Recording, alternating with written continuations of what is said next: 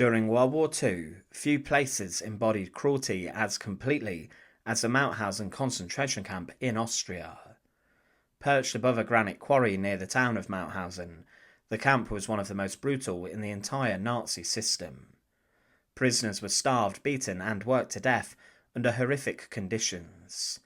But amongst all the atrocities that occurred there, one of the most infamous was the so-called Parachutist Wall, a method of execution in which prisoners were forced to jump or were thrown from a sheer cliff face into the quarry below. This grim practice became a symbol of Mauthausen's cruelty, a perverse mockery of courage and life, where the SS twisted the idea of parachuting into an instrument of terror and humiliation. To understand how the Parachutist Wall execution worked, we have to look closely at the camp, the quarry, and the mentality of those who ran it. The camp at Mauthausen was built in 1938, soon after the Nazi annexation of Austria. It was one of the first large concentration camps outside Germany, and became the main site in a vast network of subcamps spread all across Austria.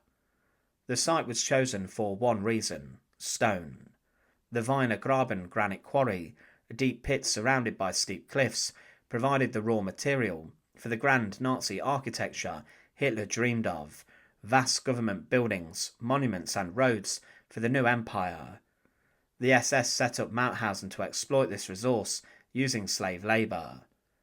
Every day thousands of prisoners descended into the quarry to cut and haul massive granite blocks. The only way down and back up was a staircase of 186 uneven stone steps, known later as the Stairs of Death. Prisoners carried blocks weighing as much as 50 kilograms on their shoulders, often collapsing from exhaustion. Guards would beat them if they fell, sometimes pushing them deliberately down the stairs. At the top of the quarry was a steep cliff, about 50 metres high, the site that would become known as the Parachutist Wall, or the Fallschirmspringerwand in German. The name Parachutist Wall was a cruel joke invented by the SS guards.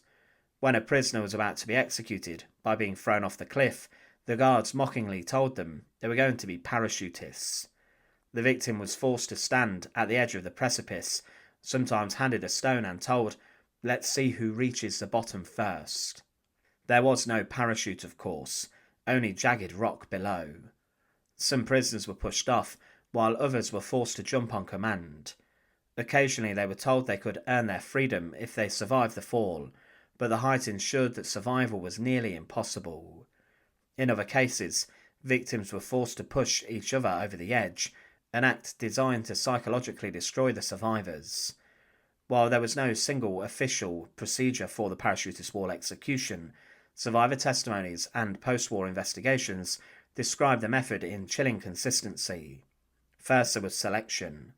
Victims were usually chosen from the quarry work details. They could be Jews, Soviet POWs, political prisoners, or anyone who had disobeyed orders or simply fallen out of favour with the guards. Sometimes entire groups were selected at random for amusement. Then came the march to the edge. The condemned were led to the top of the cliff overlooking the quarry. SS men often accompanied them with dogs and rifles. Then came mocking rituals. The guards would taunt the prisoners, calling them paratroopers or flyers.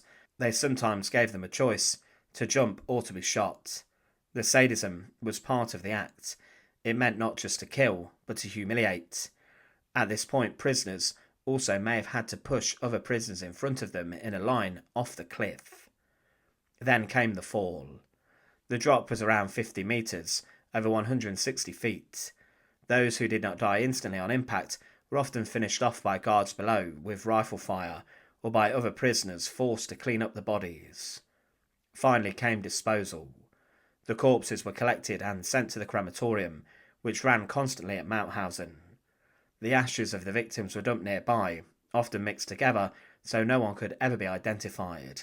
The Parachutist Wall was not just an execution site, it was a psychological weapon.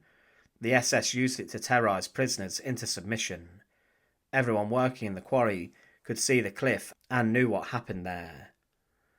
Survivors later recalled that guards would stand at the top of the quarry and pretend to throw people off, or threaten workers with being the next parachutist.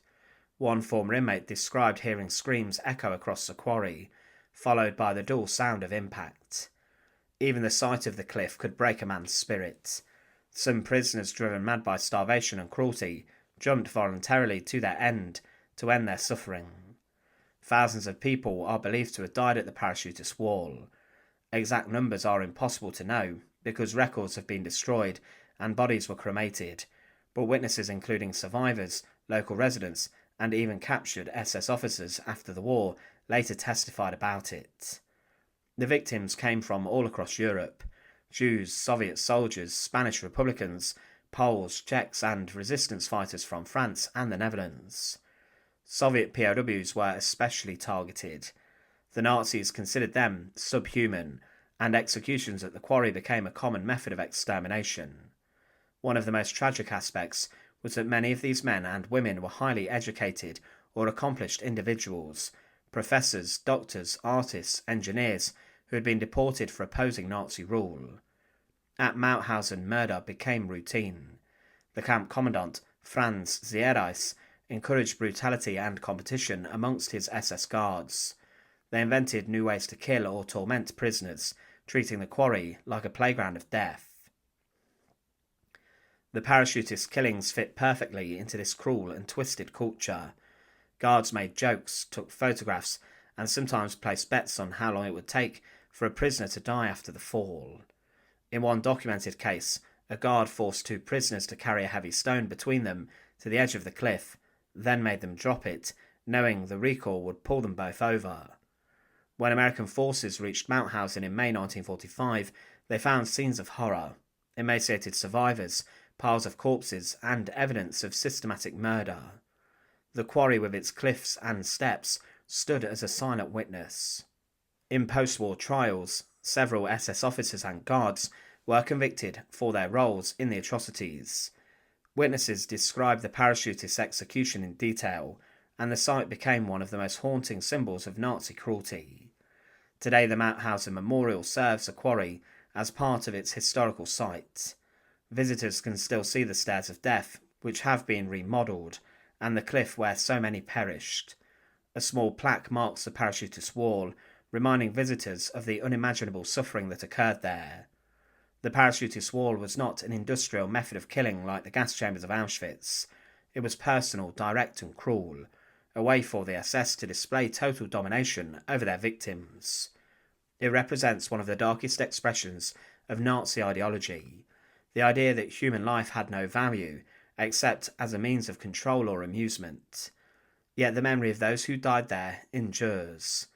The site stands as a warning that the descent into such barbarity begins not with the fall from a cliff, but with the gradual erosion of humanity, empathy, and morality. In the end, the Parachutist Wall was not just a place of execution. It was a place where the worst of human cruelty met the courage of those who faced death with dignity. Today, its silence speaks louder than any words, reminding us of what happens when hatred is allowed to rule unchecked. Thanks for watching. To support our channel, please make sure to subscribe, and once again, thank you so much for watching.